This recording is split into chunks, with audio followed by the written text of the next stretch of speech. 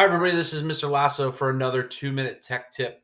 So, I just wanted to go over some common issues or common workarounds for some of our Zoom meetings. So, this is when maybe your camera's not working or it doesn't seem like you're getting sound. Just a couple places that you can check once you start the meeting, just to make sure that you have everything that you need to, and there's not a bigger issue. So, once you go to your meeting, you're going to start your meeting and bring it up, and by default, it's going to come up where your camera is not on. All right.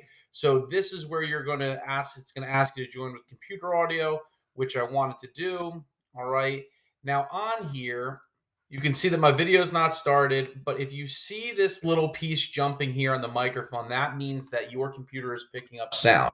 So if you are ever looking at this and your microphone is not bouncing up and down, I want you to try to click this little arrow here, and you need to reset or try to change one of these speakers or microphones. So if you're not hearing any sound, you're going to try to change some of the speakers. You should only have a few options. By default, it's going to do same as system. Depending on if you're docked or if you have another setup in your room, you might have to just play around with this to see where exactly your sound is pulling from. And the same thing with the microphone.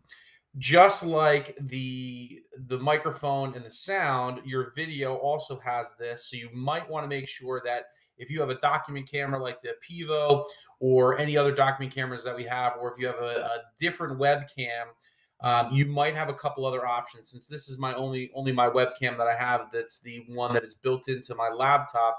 That's the only option that's showing up. So reason I don't have video is because I haven't started video. Once I start video, you get to see my beautiful face. All right. So those are just some really good little workarounds for video and audio. Also, if you're sharing your screen or you're having students share their screen in particular, make sure the screen sharing is on. And to get to that, so if you're asking a student to share their work to you, you can make sure that you enable that. And in security, you're able to check this little setting here, which will then allow the students to share their screen or any participants in the meeting. So if you don't do that, by default, it automatically sets that people cannot enable screen sharing or not have their screen shared. So make sure that if you're looking to do that, you can do that. Your waiting room will also automatically be enabled.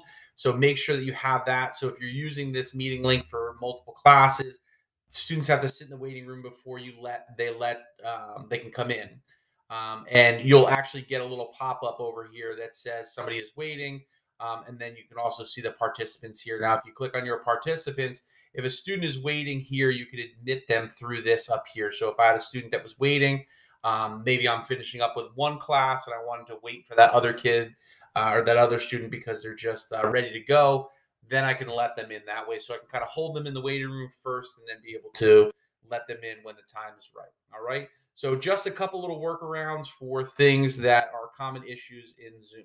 So I hope that this helps. And as always, if you have any questions, please reach out to us. All right. Have a good day.